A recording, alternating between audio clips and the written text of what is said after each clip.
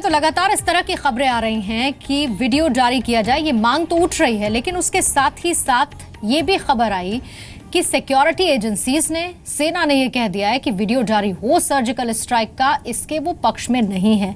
और इसके साथ ज्वाइंट पार्लियामेंट्री सेशन पाकिस्तान में जो नवाज शरीफ ने बुलाया, वो अब से कुछ ही देर में शुरू होने वाला है।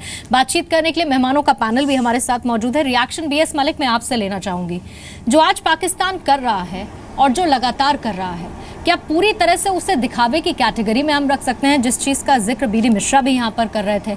और साथ ही आज जो ज्वाइंट पार्लियामेंट्री सेशन होने वाला है, तमाम सबूतों के बाद आज उस पर नवाज शरीफ क्या करेंगे? पूर्णिमा, पहले तो मैं ये साफ कर दूं कि आपने जो पहले बात कही थी, बौखलाहट वाली बात, पाकिस्तान पूरी तरह से बौखलाया हुआ है। और उस हालत में एक और चीज़ सामने आई है कि जो उनका जॉइंट सेशन होने वाला है, उसमें आईएसआई के जो चीफ है वो भी उसको एड्रेस करने वाला है। तो दो चीज़ें सामने लाते हैं कि पहली बात तो कि आईएसआई की क्या इम्पोर्टेंस है उनके पॉलिटिकल सेटअप में। दूसरी बात है कि वो किस तरह से बौखलाए हुए और स्टेटमेंट के बाद में स्टेटमेंट आ रहे हैं वहाँ से। हालांकि वो झुठलाते रहे कि कुछ हुआ नहीं है, और इंडियन एक्सप्रेस के जो प्रवीण स्वामी का जो डिटेल्स आज आई है, इंटरव्यू आया है, खबरें आई है, फोटो के साथ में बता दिया गया है कि कहाँ पर किस किस तरह से ये स्ट्राइक हुई है। और साथ साथ मैं ये भी बता दूं, जनरल मुशर्रफ का जो स्टेटमेंट है वो बड़े मायने रखता है। जनरल मुशर्रफ, मैं उनके साथ में 1 साल इंग्लैंड में बिता चुका हूं, हम दोनों ब्रिगेडियर थे, और पाकिस्तान में भी जा चुका हूं, वहां पर पीओके के इलाके में। एक बड़ी इम्पोर्टेंट बात उन्होंने कही है, पाकिस्तान अलग थलग पड़ गया है।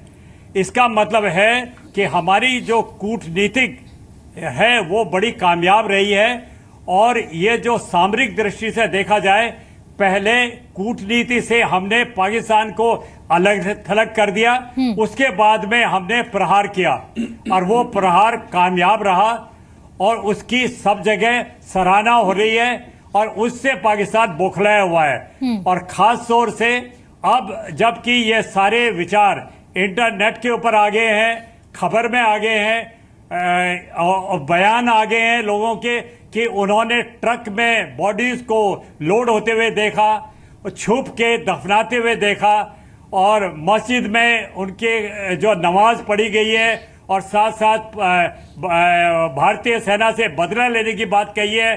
तो इसलिए हर एक चीज़ साफ आ गई है।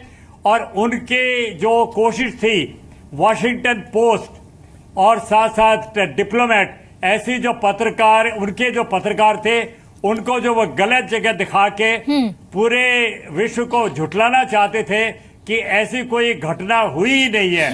लेकिन अफसोस पूर्णिमा है कि हमारे यहाँ हमारे जनता के प्रतिनिधि, मैं उनको नेता नहीं कहता हूँ, जनता के प्रतिनिधि है, वो हमारी जनता को ही नहीं बाकी पूरे विश्व को गुमराह करने की कोशिश कर रहे हैं।